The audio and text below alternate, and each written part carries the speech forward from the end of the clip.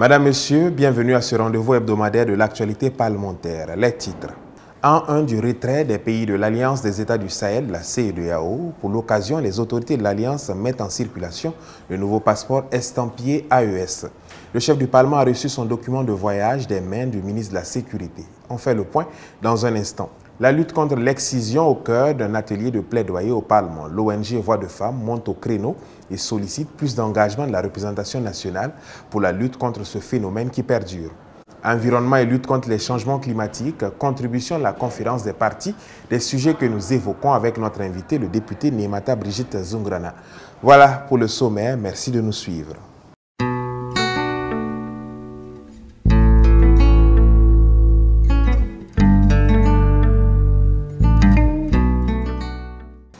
Une année déjà que les autorités de l'Alliance des États du Sahel ont décidé de quitter la CEDEAO. Une rupture matérialisée le 29 janvier dernier par la mise en circulation de nouveaux passeports estampillés AES. À la suite du président du Faso, le chef du Parlement a rempli les formalités et reçu à son tour son nouveau passeport AES. On voit cela avec Innocent Darankoum et Karim Sissé. Une équipe du service technique de l'Office national d'identification ONI, conduite par le ministre en charge de la sécurité, Mahamadou Sana, était dans les locaux de l'Assemblée législative de transition. Objectif de ce déplacement, permettre au chef du Parlement, Dr Ousmane Bougouma, de se prêter à l'opération d'enrôlement. Après quelques formalités d'usage, le ministre Mahamadou Sana lui remet officiellement son nouveau passeport biométrique. C'est donc dire que le président de l'Assemblée législative de transition, Dr Ousmane Bougouma, va désormais effectuer ses voyages avec le passeport biométrique de l'AES. Cette opération d'enrôlement fait suite à un communiqué du président de la Confédération des États du Sahel, le général d'armée Assimi Goïta. Un communiqué qui informe l'opinion confédérale et internationale de la mise en circulation des passeports de l'AES à compter du 29 janvier 2025. À noter que le communiqué a été fait à Bamako le 23 janvier 2025.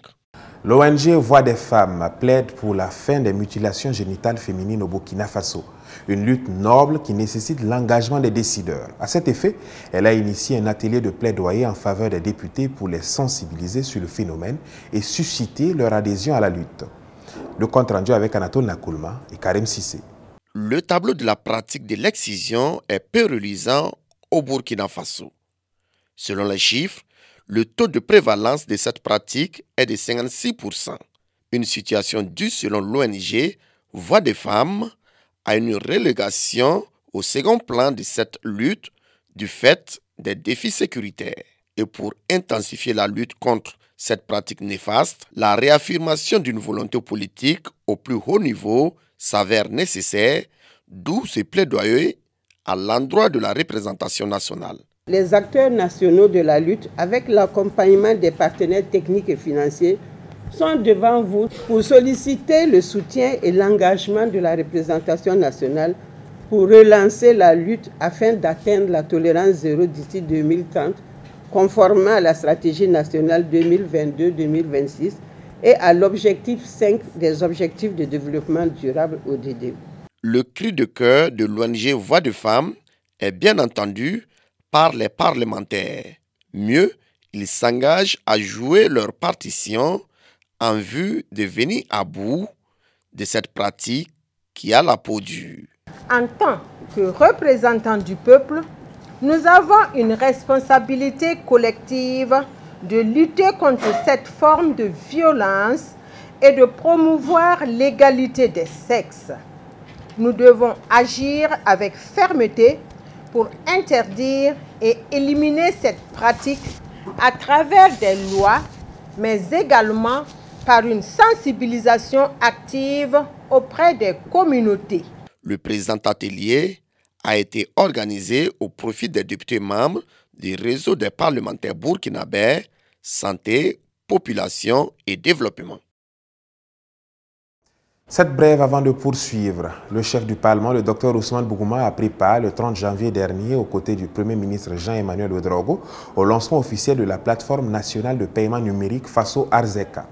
Accessible sur toute l'étendue du territoire national, cette plateforme numérique permet d'effectuer tout paiement destiné à l'administration publique, aux collectivités territoriales et aux établissements publics de l'État. Elle vise à réduire les déplacements et les temps d'attente pour les citoyens, optimiser le recouvrement des recettes publiques et consolider tous les moyens de paiement numérique existants au sein d'une plateforme unique avec une gouvernance centralisée.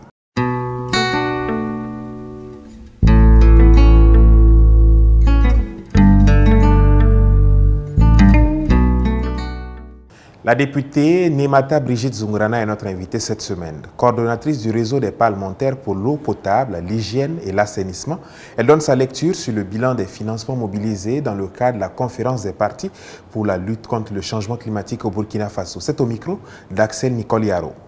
Lors de la séance plénière du 7 janvier dernier, vous avez interpellé le ministre en charge de l'environnement sur les financements mobilisés lors de la COP29 et les perspectives climatiques. Qu'est-ce qui vous a motivé à interpeller le gouvernement sur cette question? Il faut dire qu'on a interpellé le ministre sur les financements mobilisés par le gouvernement par rapport aux différentes participations des conférences des partis. Et c'était pour avoir une idée globale sur la participation du Burkina aux différentes COP, parce que ça nécessite beaucoup de ressources pour une participation. Et qu'est-ce que le Burkina gagne en retour?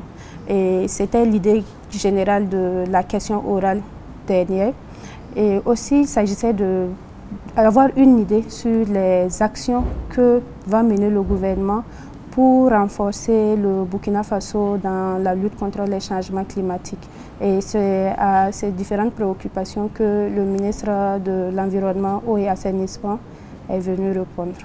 Les projets et programmes financés dans le cadre de la COP29 ont-ils réellement eu un impact dans la résilience climatique au Burkina Faso?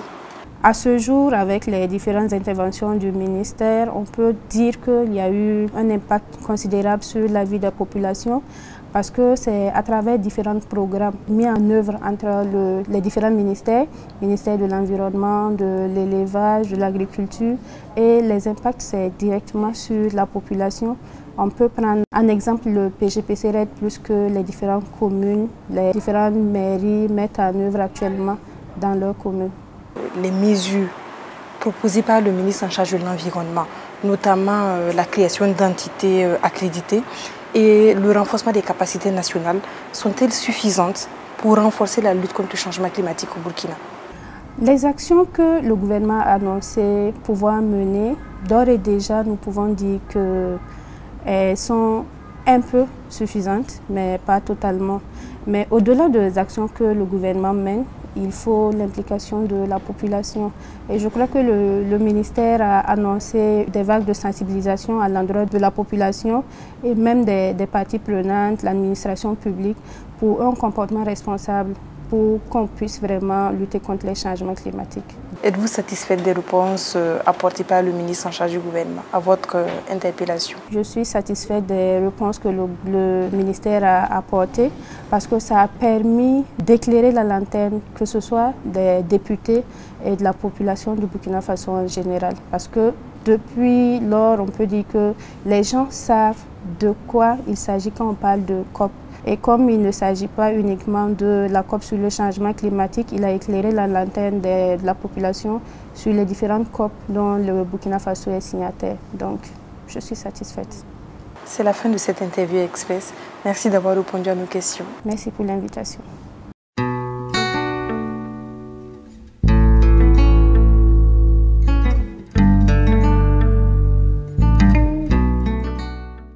Dans l'optique d'exercer pleinement leur mission de contrôle de l'action du gouvernement, les députés utilisent plusieurs mécanismes, au nombre desquels les questions d'actualité.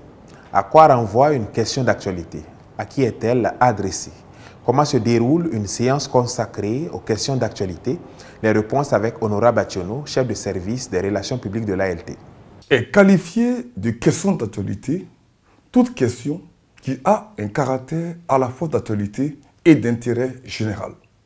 Tout député peut poser des questions d'actualité au gouvernement. Les questions d'actualité sont adressées au Premier ministre qui peut répondre ou faire répondre par le ministre compétent. Il est bon de signaler que la question d'actualité est transmise au président de l'Assemblée qui l'a fait enrôler par conférence des présidents, si elle répond aux critères d'une question d'actualité. Le Premier ministre n'est informé de la question d'actualité que le jour de la séance par le président de l'Assemblée. Tout comme la question orale sans débat, la question d'actualité se déroule uniquement entre l'auteur de la question et le Premier ministre ou le ministre qui le représente.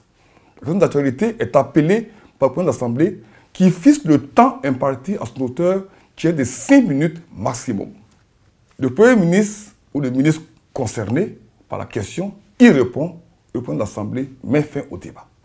Les questions d'actualité adressées au Premier ministre par le député entrent dans le cadre du contrôle d'action gouvernementale par le biais du contrôle informatif par l'opposition au contrôle politique. Votre vie est limitée, alors ne passez pas votre temps à vivre la vie d'une autre personne.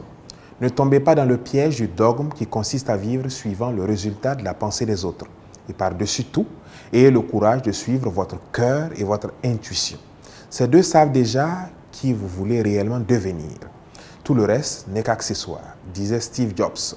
C'est tout pour ce numéro. Merci de l'avoir suivi. À très bientôt pour de nouvelles informations parlementaires.